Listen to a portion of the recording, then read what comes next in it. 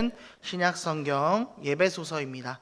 신약성경 예배소서 6장 17절 한 절 말씀을 우리가 함께 보도록 하겠습니다. 예배소서 6장 17절입니다. 신약성경 317페이지 정도에 있습니다. 신약성경 예배소서 6장 17절입니다. 우리 한 절 말씀이므로 한 목소리로 함께 합독하겠습니다. 우리 다 찾은 줄로 알고 우리 예배소서 6장 17절 함께 읽도록 하겠습니다. 구원의 투구와 성령의 검 곧 하나님의 말씀을 가지라. 아멘. 할렐루야. 또 이 수요일을 또 예배를 위해서 이 자리에 나오신 우리 성도님들 한 분 한 분을 주님의 이름으로 축원합니다. 오늘 이 저녁에 또 주님이 여러분들 우리 성도님들을 만나주시고 또한 큰 은혜를 내려주실 걸로 믿습니다. 더욱더 주님의 주시는 그 사랑과 크신 은혜를 기대하며 예배를 더욱더 주님께 간절한 마음으로 드리시기를 주님의 이름으로 소망합니다. 혹시 D.L. 무디라는 사람의 이름을 들어보신 적 있으십니까? 조금 생소한 이름일 수도 있고 처음 들어보시거나 아니면 들어본 적이 있으실 분인데, 이 사람은 누구냐면 바로 미국의 대각성, 그러니까 미국이 이만큼 기독교로 성장할 수 있게 만들어준 목사님이세요. 무디라는 목사님인데, 이 무디 목사님은 1837년 미국 매사추세츠의 주의 노스필드에서 태어났다고 합니다. 그가 4살 때 아버지가 돌아가셨고요. 많은 형제들이 있었고 아버지가 돌아가면서 빚도 많이 남겨줘서 이 사람은 초등학교 교육까지밖에 받지 않았다고 합니다. 그는 어머니가 청교도인이셔서 열심히 주님을 믿는 사람으로 성장하면 좋았으나 삶의 힘듦과 가정의 형편의 어려움 때문에 교회 출석은 했지만 진정으로 예수 그리스도를 주인으로 믿지는 않던 어린 시절을 보냈습니다. 그러다가 어렵게 가정 형편을 보내다가 한 주일학교 교사였던 에드워드 킴볼의 선생님을 만나고 그는 하나님을 진정으로 예수 그리스도를 만나고 회심하게 된다는 거죠. 그래서 그도 주일학교 교사로서 열심히 하나님의 복음을 전하는 자로서 한 발 한 발 내딛기 시작합니다. 처음에 주일학교 인원이 16명밖에 없었으나 이 무디가 교사를 맡고 그 교회가 1000여 명의 주일학교 인원으로 늘어나게 되었습니다. 그런데 어린 친구들이 구원의 확신을 갖지 못하는 것에 대해서 무디는 굉장한 아픔을 갖고 있었어요. 그래서 무디가 한 것이 뭐냐면, 내가 복음의 전달자가 되어야겠다, 복음 사역에 일을 해야겠다 하면서 직접적으로 설교자의 역할을 접어들게 됩니다. 그러나 초등교육밖에 받지 않아서 영어를 잘할 수 있는 사람이 아니었어요. 그래서 문법도 틀리고 발음도 틀리는 사람이었어요. 그러나 이 무디가 어느 곳에서 설교할 때마다 하나님이 그 자리에 임재해 주시고 많은 사람들이 눈물을 흘리며 하나님을 만나는 일이 일어나기 시작했습니다. 무디는요, 그래서 그런 일이 있었지만 그런 일이 있음에도 불구하고 끝까지 하나님의 말씀을 전하는 일을 포기하지 않았어요. 한 번은 무디가 캠브리지 대학교에서 설교할 때 일어난 일이었습니다. 문법도 틀리고 발음도 틀려서 엉망이어서 콧대 높은 학생들이 무디를 깔보고 설교 시간에 깔깔대며 웃기 시작했어요. 그런데 무디는 그러한 상황 속에서도 하나님의 메시지, 하나님의 말씀을 그들에게 전달했습니다. 그 설교가 끝난 후에 한 학생이 무디를 찾아왔다고 해요. 그래서 문법이 틀린 것을 다 고쳐줘서 무디에게 들이밀었다고 합니다. 그리고 이것을 바라본 무디는 이렇게 얘기했다고 합니다. 나는 내 문법이 틀린 줄 알고 있습니다. 그러나 나는 내가 알고 있는 모든 문법을 하나님의 영광을 위해서 사용하고 있습니다. 학생은 잘 알고 있는 문법으로 하나님께 영광 돌리고 있습니까? 라고 오히려 학생에게 질문을 했습니다.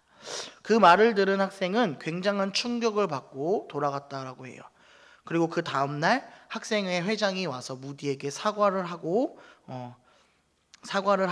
그 캠브리지 대학교에서 그 하나님의 역사하심을 통해 영적 대각성 부흥 운동이 이 무디의 그러한 설교를 통해서 일어났다고 합니다. 사랑하는 성도 여러분, 오늘 우리에게 이러한 영적 부흥의 운동이 지금 이 시기에 우리는 필요할 것입니다. 영적 부흥, 조금 멈춰 있고 조금 지체하고 있는 우리의 믿음이 이제는 다시 한 번 더 활활 타올라서 예수 그리스도 안으로 더욱더 우리가 전진해서 나아가야 한다라는 거죠. 무디가 그렇게 할 수 있었던 것은 무엇입니까? 바로 예수 그리스도를 만났고 그 말씀이 우리에게 길이 되고 진리가 되며 생명이 됨을 알고 있었기 때문이었습니다. 그렇다면 오늘 우리에게 이러한 영적인 싸움, 우리가 세상을 살면서 영적 부흥을 통해 나아갈 때에 항상 우리를 방해하는 그 영적 싸움에서 승리하기 위해서 우리는 무엇을 갖춰야 할까요? 오늘 예배소서 6장 17절 말씀을 통해서 우리는 한 가지를 갖춰야 함을 볼 수 있습니다. 그것은 무엇입니까? 바로 하나님의 말씀입니다. 하나님의 말씀을 갖춰야지만 우리는 영적인 싸움에서 승리할 수 있습니다. 그러면 그 말씀이 어떠한 역할을 하기에 우리가 하나님의 말씀을 갖추어야 할까요? 먼저는 하나님의 말씀은 성령의 검, 말씀의 검이 되어준다는 것입니다. 오늘 말씀에는 이렇게 나와 있습니다. 구원의 투구와 성령의 검, 곧 하나님의 말씀을 가지라 라고 말씀하고 있습니다. 싸움에서 필요한 게 무엇입니까? 오늘 우리가 다 읽진 않았지만 이 에베소서 6장 이 본문의 말씀에는 전신갑주, 성령의 전신갑주를 취하라고 말씀하고 있습니다. 성령의 전신갑주가 뭘까요? 갑옷과 방패와 검, 신발, 이 모든 몸을 싸움의 수단으로 사용할 수 있는 무기들을 얘기하고 있지 않겠습니까? 그러한 것들을 갖춰야 되는데 오늘 저는 그 중에서 가장 중요한 검을 우리에게 갖춰야 된다라고 말하고 싶다는 거죠. 최근에 전쟁하면 어떤 전쟁이 떠오르십니까? 저는 한국 전쟁, 그 6.25 전쟁이 가장 떠오르더라고요. 왜냐하면 제가 직접 보진 않았지만 항상 영화나 드라마를 통해서 많이 접한 게 다른 전쟁보다는 6.25 전쟁일 것입니다. 여기에 계시는 우리 장로님들 중에서는 6.25를 직접 겪으신 장로님도 계실 거예요. 그걸 꼭 보면은 꼭 전쟁 중에 꼭 챙겨야 하는 물건이 있습니다. 그게 뭘까요? 바로 총이었습니다. 총을 항상 꼭 챙기더라고요. 그러면서 총을 챙기면서 또 하나 챙겼던 게 뭐냐면 바로 단검을 챙긴다는 거예요. 단검. 참 신기해요. 왜 단검을 챙길까요? 저도 군대에 갔을 때 꼭 총을 주면서 단검을 꼭 주더라고요. 그래서 단검을 꼭 총 앞에 끼고 꼭 연습을 하는 적이 있었습니다. 왜 이 검이 필요할까 생각해 보니까 바로 백병전을 준비하기 위한 일이었다는 거죠. 백병전을요. 백병전이 무엇입니까? 백병전은요, 이렇게 싸우다가 몸으로 부딪히는 싸움을 얘기하고 있어요. 총으로 멀리서 싸울 수 있지만 고지를 점령하기 위해서는 몸으로 부딪히며 싸울 수밖에 없습니다. 그 싸울 때에 언제 총을 거늘고 탕 쏠까요? 언제 장전을 하고 또 쏠까요? 그게 안 되기 때문에 앞에 총에 단칼을 끼워서 칼로 적군을 무찔리는 역할을 하는 것이 바로 단검의 역할이라는 거죠. 오늘 우리에게도 그러한 단검이 필요합니다. 그것이 무엇입니까? 바로 성령의 검, 하나님의 말씀의 검이 우리 안에 있어야 한다는 거죠. 사랑하는 성도 여러분, 말씀은 말씀으로 내 안에 무장시켜야 합니다. 무엇을요? 검을요. 성령의 검을 무장해야 된다는 거예요. 마태복음 4장 말씀에 보니까 예수님께서도 마귀의 시험을 당하셨습니다. 받으셨어요. 그 시험 가운데에 예수님은 어떻게 마귀를 승리했습니까? 바로 말씀으로, 성령의 검인 말씀으로 마귀들을 다 물리쳤다는 거예요. 말씀으로. 예수님이 몸소 우리에게 보여주셨다는 것입니다. 몸소 보여주신 거예요. 이 말씀의 검만 있으면 우리는 마귀의 시험에서 승리할 수 있어요. 무찌를 수 있다는 거예요.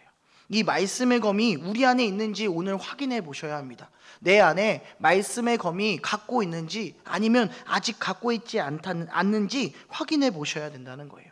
만약 내 안에 이 검이 없다면 지금 우리는 그 검을 찾아야 되며, 만약 내가 소유하고 있다면 우리가 예리하게 갈아두어야 합니다. 언제 일어날 영적 전쟁이 언제 일어날지 모르기 때문입니다. 우리 히브리서 말씀을 보겠습니다. 히브리서 4장 12절 말씀에는 이렇게 얘기하고 있습니다. 하나님의 말씀은 살아있고 활력이 있어 좌우의 날선 어떤 검보다도 예리하여 혼과 영과 및 관절과 골수를 찔려 쪼개기까지 하며 모든 마음의 생각과 뜻을 판단하나니 라고 나와 있어요. 하나님의 말씀은 살아있습니다. 살아 역사하고 있습니다. 그 어떠한 검보다도 예리하며 강력함을 가지고 있습니다. 우리가 말씀을 통해 하나님의 검을, 말씀의 검을 갖추고 마귀의 영적 싸움에서 승리하는 이러한 승리자의 모습이 되는 우리 성도님들이 되기를 소망합니다. 자, 두 번째는 말씀은 영의 양식을, 배부름을 우리에게 취해준다는 것입니다. 우리는 누구든지 하루에 3끼씩 먹어요. 아침, 점심, 저녁을 먹을 거예요.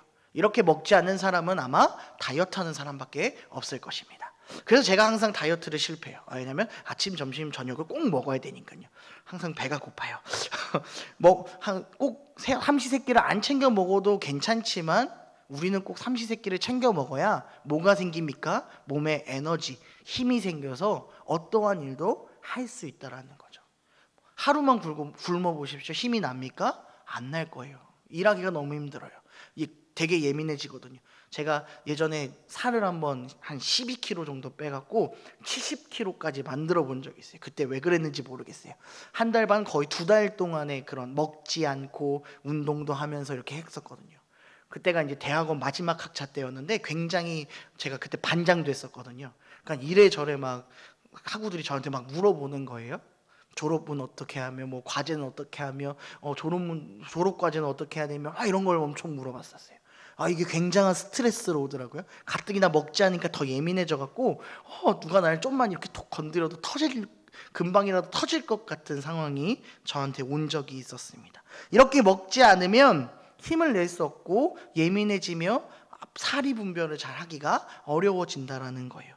근데 안타까운 현실은 육의 양식은 우리가 잘 먹는데 영의 양식을 먹는지 안 먹는지 잘 점검하지 않을 때가 있다라는 것입니다. 육은 배불러 하고 몸은 이렇게 막 비대해지는데 영은 점점 메말라 가고 있는 우리의 모습이 아닌지 오늘 한번 살펴봐야 한다는 거죠. 그러나 많은 현실 가운데 그리스도인들이 정말 이 부분을 놓치고 있는 부분입니다. 하나님 나와 함께 해주세요. 주님 나와 함께 해주세요. 내가 주님을 믿고 의지하며 나아갑니다라고 고백하지만 하나님의 말씀은 잘 보지 않고 먹지 않을 때가 있다라는 거예요. 그러니까 어떻게 합니까? 매번 이루어지는 조그만한 바람에 그냥 무너지는 우리의 모습들이 등장한다는 거예요. 우리는 그러한 모습 속에서 영의 양식인 이 말씀을 먹어야 한다는 겁니다. 그래야 영이 힘을 낼 수 있어요. 그래야 영적인 싸움에서 힘을 내서 이길 수 있다는 것입니다. 예수님께서 아까 마태복음 4장 얘기를 잠깐 했는데 예수님께서 마귀의 시험 받을 때 첫 번째 시험이 무엇이었습니까? 바로 배고프니 돌을 떡으로 바꾸는 시험이었습니다. 예수님은 40일 동안 광야에서 성령의 이끄심을 받들고 금식하며 기도하셨어요. 40일 동안 금식하면 얼마나 배고프겠습니까? 그러니까 마귀가 그 배고픈 상태를 노린 거죠. 배고프니까 이 돌을 떡으로 바꿔봐. 그럼 너의 배고픔을 취할 수 있어요. 예수님 배고픔을 해결할 수 있는 방법이에요. 얼마나 달콤한 유익이며 내가 이걸 먹기만 하면 된다는 거잖아요. 그런데 예수님은 단호하게 얘기했습니다. 마태복음 4장 4절이에요. 예수님께서 대답하여 이르시되 기록되었으되 사람이 떡으로만 살 것이 아니요 하나님의 입으로부터 나오는 모든 말씀으로 살 것이라 하였느니라 하시니. 아멘. 예수님께서 이미 알려주셨어요. 사람은 떡으로만 사는 게 아니라고요. 뭘로 산다고 했습니까? 하나님의 모든 말씀으로 산다고 했어요. 모든 말씀으로요. 그러니까 사람은 육의 양식의 배부름이 아니라 하나님의 입에서 나오는 말씀이 있어야지만 우리가 살 수 있다라는 것입니다. 사랑하는 성도 여러분, 말씀을 우리가 정말 열심히 읽는 성도도 있지만 조금 등하시한 성도들도 우리 안에 있을 것이에요. 저도 어느 날 교회에서 일을 하고 이런 거 처리하고 저런 거 처리하다 보니까 말씀을 잘 읽지 않을 때가 있더라고요. 그래서 어느 순간 돌이켜 보니까 전임이 되면 성경 볼 시간이 없다라는 말이 그제서야 떠오르더라고요. 이게 점점 올라가면 말씀을 많이 볼 줄 알았어요. 점점 전도사가 되고 전임 전도사가 되고 목사가 되면 성경 보는 시간이 더 많아지겠다라고 저도 의연하게 생각했는데 그런 게 점점 제 안에 힘들어지더라고요.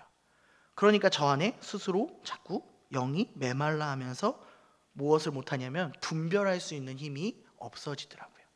내가 영의 양식을 취하지 않으니까 세상과 하나님의 것의 분별력이 떨어지더라고요. 그렇기 때문에 우리는 무엇입니까? 영의 양식을 먹어야 돼요.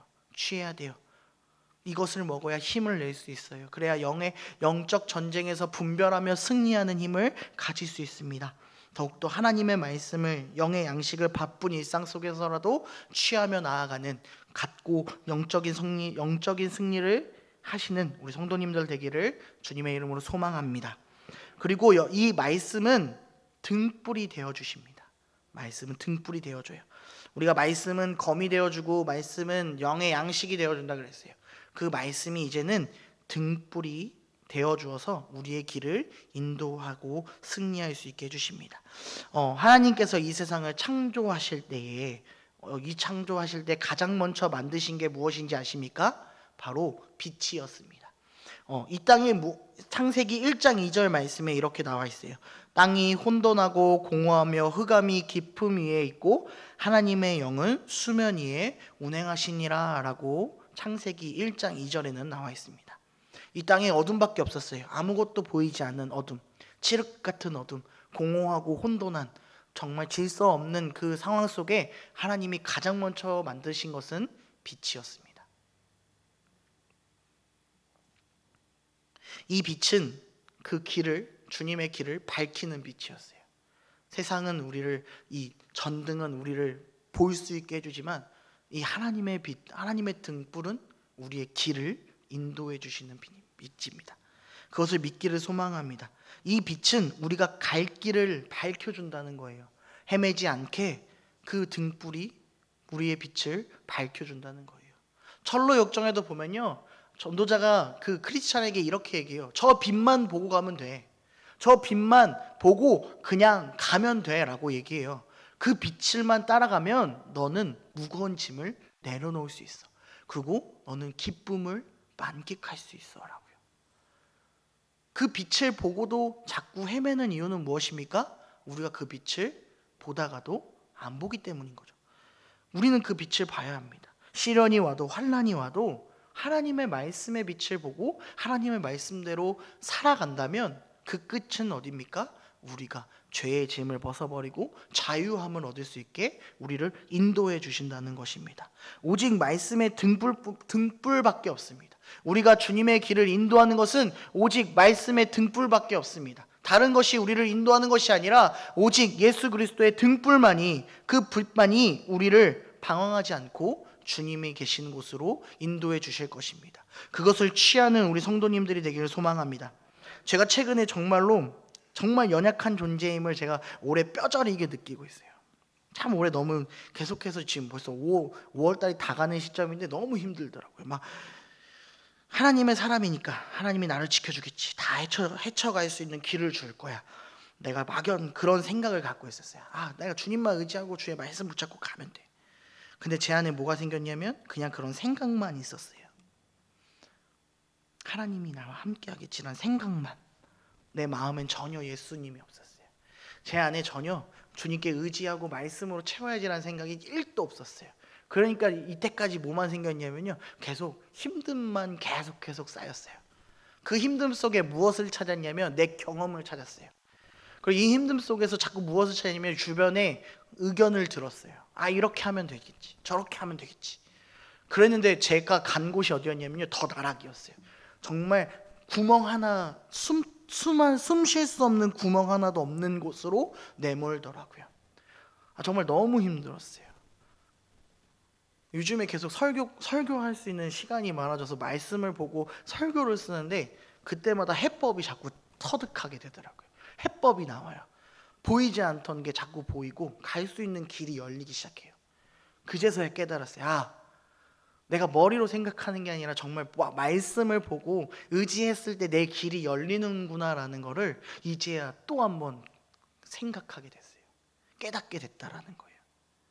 내가 헤매이고 있을 때, 나의 길을 모르고 있을 때 주님이 또 한 번 길잡이가 되어주시는구나, 나의 길을 인도해 주시는구나라는 것을 제가 또 한 번 깨달았어요. 우리 사랑하는 성도 여러분, 하나님의 말씀이 우리의 길이 되고 내비게이션이 되어 주실 것입니다. 그 말씀을 의지하고 더욱더 그 등불을 갖추는 우리 성도님들이 되기를 소망합니다. 시편 27편 1절 말씀에는 여호와는 나의 빛이요 나의 구원이시니 내가 누구를 두려워하리요 여호와는 내 생명의 능력이시니 내가 누구를 무서워하리요. 이 다윗의 고백. 여호와는 나의 빛이 되어 주실 것입니다. 나의 구원자 되어 주실 것이며 나의 두려움 또한 주님께서 붙잡아 주시며 생명의 능력이 되어 주실 것입니다. 오늘 우리의 말씀을 더욱더 갖추시기를 소망합니다. 이미 말씀 안에서 있다면 더욱더 그 말씀을 예리하게 갈고 닦아서 어떠한 상황 속에서라도 이 말씀으로 세상을 헤쳐나가는 우리 성도님들이 되기를 소망합니다. 이 말씀은 성경은 설명서이자 정말로 내비게이션입니다. 어떻게 하면 내가 영적으로 승리할 수 있을지를 너무 세세하게 잘 알려주고 있는 책이라는 거예요. 주님 앞에 더욱더 나아갈 때에 이 성경의 양식을 취하시기를 소망합니다. 내가 육의 양식만 취하는 것이 아니라 영의 양식도 취하며 영적으로 튼튼해지며 그리고 성령의 말씀의 검을 우리가 취하여서 어떠한 유혹 속에서도 승리할 수 있고 또한 주님의 그 진리의 빛이 되시는 그 등불을 취하여서 주님의께로 향하는 우리 성도님들과 제가 되어서 너무나도 힘든 이 시기를 승리를 맛보고 나아가는 우리 성도님들과 제가 되기를 주님의 이름으로 축원합니다. 우리 함께 기도하겠습니다. 사랑이 많으신 하나님 아버지 감사합니다. 너무나도 어렵고 힘든 상황 속에서 우리가 가져야 할 것은 말씀밖에 없습니다. 너무나도 잘 알고 있지만 이때에 더욱더 우리가 말씀을 우리 안에 갖추기를 소망합니다. 말씀의 검을 갖추고 좀 더 예리한 검을 갖춰서 영적인 싸움에서 승리자가 되기를 소망합니다. 그리고 내가 영이 배고프지 않도록 영적인 말씀을 취하여서 영이 튼튼해지기를 소망합니다. 그리고 내가 영적인 등불을 가져서 말씀의 등불을 가져서 주님께로 한 걸음 한 걸음 걸어 나아가는 승리자가 되기를 소망합니다. 아버지여 우리에게 말씀하여 주셨고 이 말씀으로 우리를 인도하여 주시옵소서. 감사함이 예수님의 이름으로 기도했습니다. 아멘.